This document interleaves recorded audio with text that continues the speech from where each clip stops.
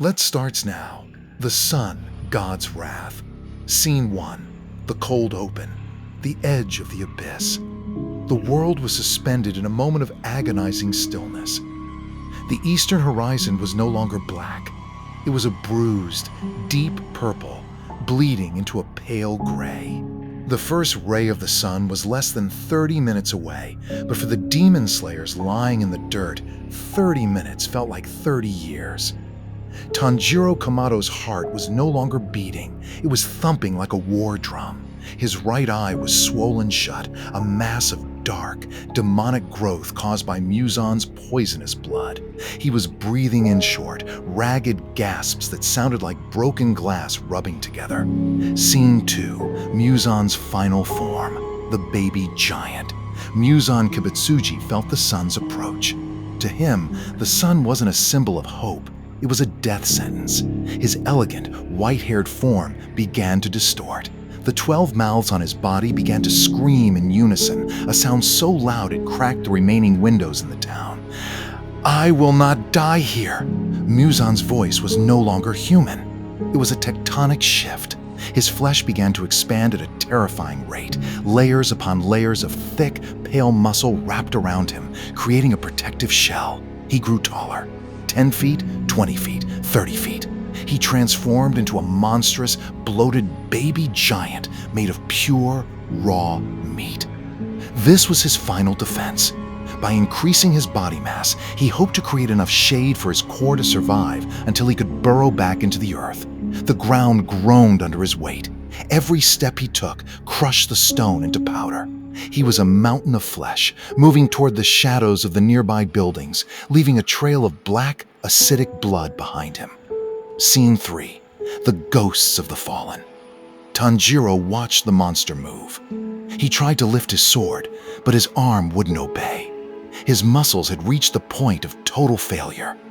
In that moment of despair, the world around him changed. He wasn't in the ruined town anymore. He was standing in a field of sunflowers. He saw his sister, Nezuko, but she was human. Her eyes clear and full of light.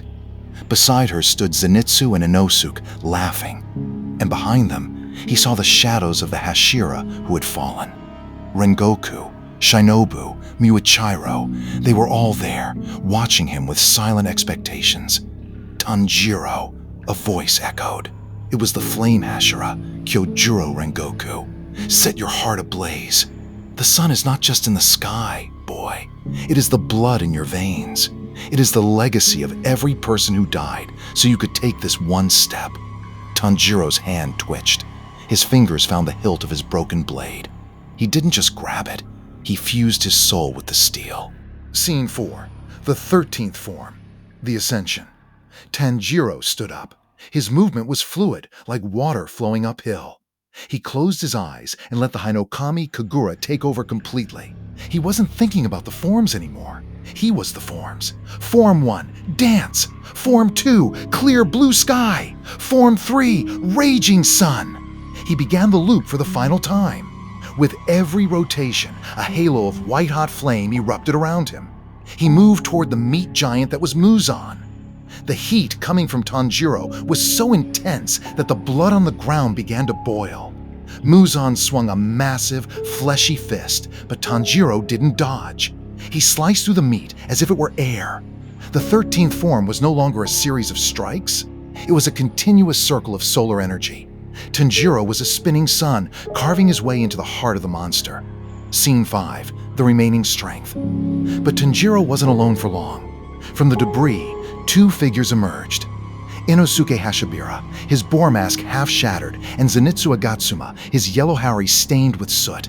They were both weeping, but their blades were steady.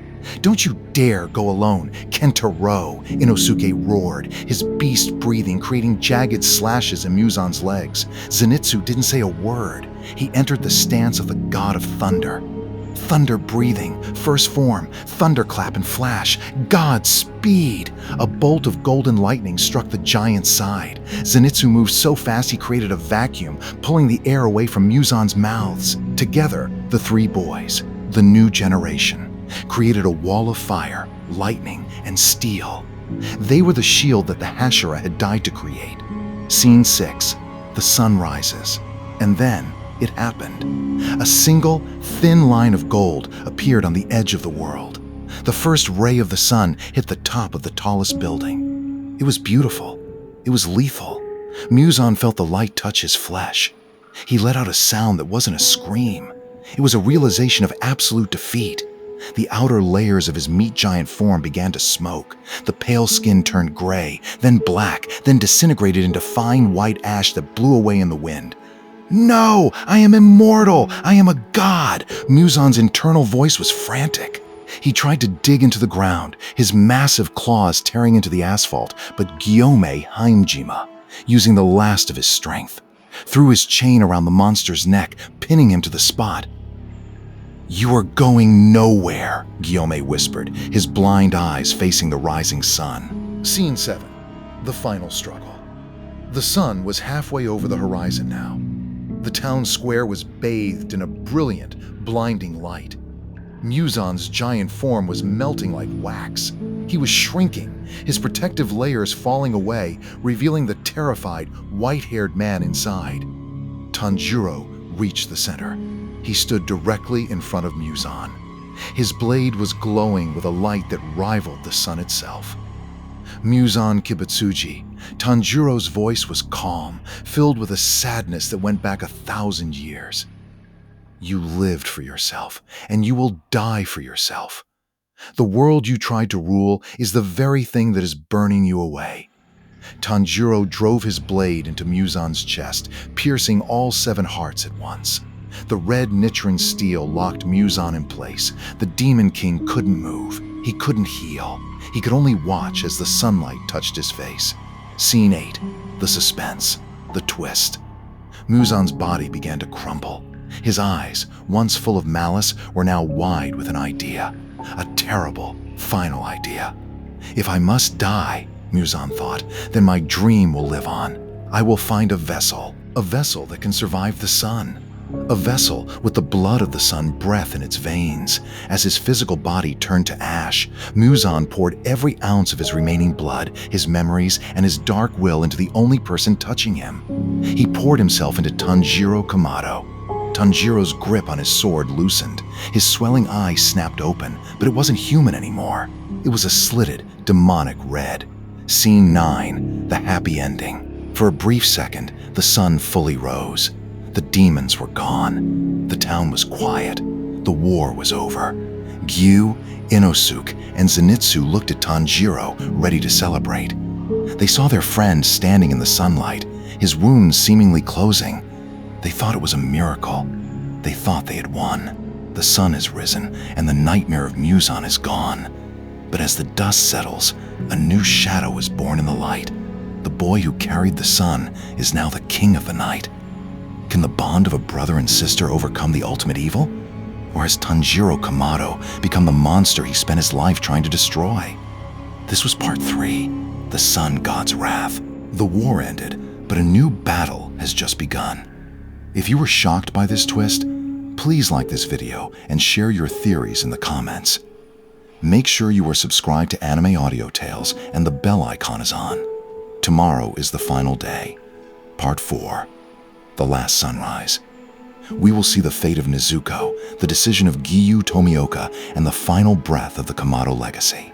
Tell me in the comments, do you think Tanjiro can fight back Muzan's will, or is he gone forever?